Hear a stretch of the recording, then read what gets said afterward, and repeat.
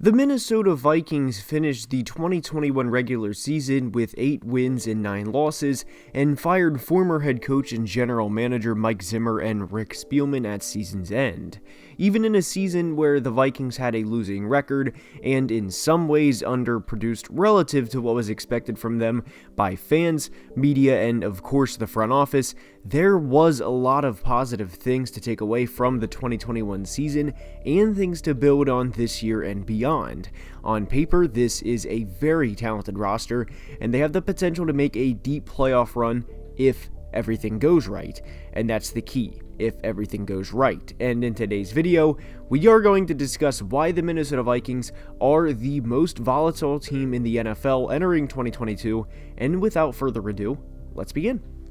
And we are going to start today's video with the positives and the good things that could happen this year for Minnesota. Kirk Cousins is a good quarterback, and there are a lot of franchises out there right now that would gladly take him over their current situation. He has 68 passing touchdowns over the past 2 years, just one less than Chargers star quarterback Justin Herbert on nearly 200 less passing attempts. Cousins had an absurd 33-7 TD to INT ratio in 2021, and there is legitimate reason to believe he can improve upon that in 2022. For starters, we've discussed this on the channel before, but it was no secret Mike Zimmer did not like Kirk Cousins. Period.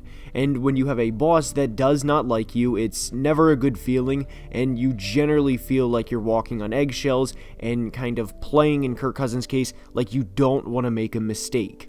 And it is a complete flip this year compared to last. Head coach Kevin O'Connell took this job not solely because of Kirk, but in a lot of ways because of Kirk. And these two have worked together before, back when they were in Washington, before Kirk became a Viking and O'Connell went to LA for the previous 2 years. If Kirk is on in 2022 and has a game plan tailored to what he can and to maximize his ability, which is likely, it's not unreasonable to think Kirk will be in the 4,500 passing yard and 36 to 37 touchdown area. And remember, Kirk threw for 4,900 back in 2016 and threw for 35 touchdowns in a 16-game season in 2020, so neither are unrealistic.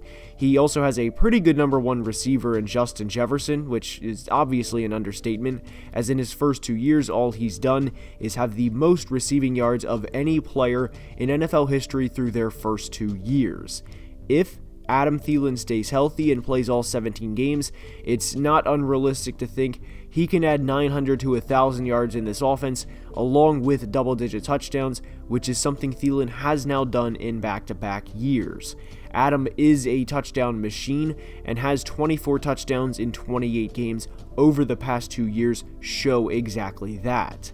The third receiver, KJ Osborne, is a third-year player, and he had over 650 yards and 7 touchdowns last year. This receiving core is deep and is very good, and this all goes without having mentioned the backfield, which is of course led by 3-time Pro Bowl running back Dalvin Cook. I know everyone is thinking it because it is so heavily associated with him, so I will address this now. Dalvin is entering year 6 and has yet to play a full season's worth of games. The most he's played in a singular season is 14, which he did in both 2019 and 2020. But this offense from a skill position standpoint is loaded, and this is all without having mentioned tight end Irv Smith, who is in a contract year and recently underwent thumb surgery, and knock on wood, should be good to go by week 1. The offense is loaded and put up the 14th most points in 2021, and the positive outlook here is there is room for improvement. The defensive side of the football is up, and one of the biggest moves or transitions this offseason for the Vikings defense is going from a 4-3 to a 3-4. Ed Donatell is the new Vikings defensive coordinator who has coached under Vic Fangio for quite some time. Donatell will have 2 great chess pieces to work with in Danielle Hunter and Za'Darius Smith, and like with Dalvin Cook we mentioned with these two, the main thing here is health. Za'Darius is a stud on the field, and Vikings fans are quite familiar with him, as back in 2019, he damn near single-handedly wrecked their game and finished what was essentially a division-deciding Week 16 game with 3.5 sacks, 5 tackles for a loss, and 5 quarterback hits. He is a stud when healthy, but missed most of 2021 due to a back injury. And Danielle Hunter, on the other hand, missed the entire 2020 season due to a neck injury and the final 10 games of 2021 due to a torn pectoral muscle. Both of these guys are multiple-time Pro Bowl players, and it's an extremely positive outlook for the Vikings if they can both stay healthy. They also signed defensive tackle Harrison Phillips from the Buffalo Bills in free agency, who is a mountain of a man at 6'3", 310 pounds, and is incredibly strong as he put up over 40 bench press reps at the Combine back in 2018. Of course, the linebacking core is led by former first-team All-Pro player Eric Kendricks, who is coming off of a career year in which, I'll say it, he was very much snubbed from the Pro Bowl as he had over 140 tackles, 5 sacks, and 2 interceptions. He was the heart and soul of the 2021 Vikings defense. And in the secondary, they have 6-time Pro Bowl safety Harrison Smith, who is now getting up there in age and is 33 years old. They also have Patrick Peterson and Cam Dantzler returning, and Dantzler quietly had a good second season. The young pups of the secondary room are first-round pick Lewis Cine and second-round pick Andrew Booth from Clemson. Cine and Smith should be a great safety duo, and I'm not in the meeting rooms, obviously, to confirm this, but I would imagine Lewis is picking Harrison's brain about everything as much as Harrison is sharing knowledge with him. One big reason to believe in the 2022 Minnesota Vikings, despite it not necessarily being the best on paper, I mean, it's not bad on paper, but it's not the best by any stretch either, is this stat here. The Vikings allowed touchdowns on 32.4% of opponent drives in the final 4 minutes of halves last year, which was far and away the worst in the NFL in 2021. And in fact, it was the worst since the year 2000. And you can call me crazy, but I do think this will improve quite a bit in 2022, which will take multiple touchdowns off the board. And had the Vikings been even average with this stat in 2021, there's a great chance they finish the year 11-6 or 12-5 and make the playoffs rather than 8-9. They lost, as LeBron James would say, not 1, not 2, not 3, but 8 games by 1 score last year. And having said all of this, if everything goes right, there is a legitimate reason to believe in the 2022 Minnesota Vikings. Now, in the scenario a couple of things go wrong, we of course start with injury. If Kirk Cousins misses a large portion of the season, then there goes the Vikings' chances. That's not just the case with them, but for a lot of other teams as well.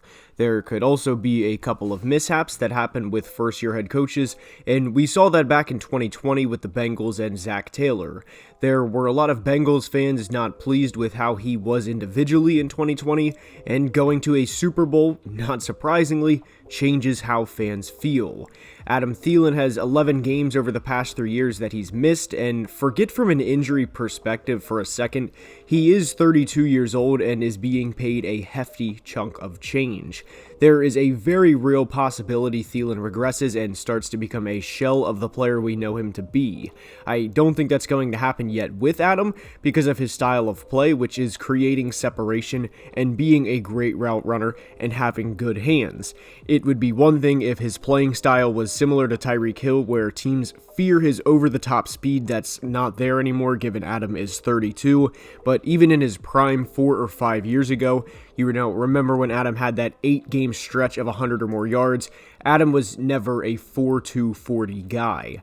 The one player I legitimately worry about the age getting up there, though, is safety Harrison Smith. Harrison has had a Hall of Fame caliber career, and if you don't think he's a Hall of Famer, he's very close. His interception total is near the top for this generation with 29. He has over 850 career tackles and has 6 Pro Bowls to his name. However, like with Adam, even in his prime, Harrison was never a heat-seeking missile at safety or a guy that you would watch on the TV and say, where did he come from? Because he shot out of nowhere to make a play. His 40 time coming out of Notre Dame in the 2012 draft process was a 4.57, which was his time at 23 years old, let alone 33. Those are two of the highest paid players on the roster, and if they do not perform, it's not going to be well in Minnesota. I do not worry about this with Kirk really at all, because we see plenty of quarterbacks play around 39, 40 years old, and I'm kind of excluding Tom from this because he is the outlier, not the standard, and Kirk is 34. It's something to monitor for sure, but I don't worry yet. But taking a look at this schedule, and the true losses, to me at least, are in Buffalo and in Green Bay. That's obviously not to say they will go 15-2 because I'm not predicting that, but the remaining games are all winnable. I think this team will finish around 11-6 and make the playoffs, and that there is a very good chance they take the NFC North from the Packers. And in the playoffs, as we know, as Vikings fans know, anything can happen.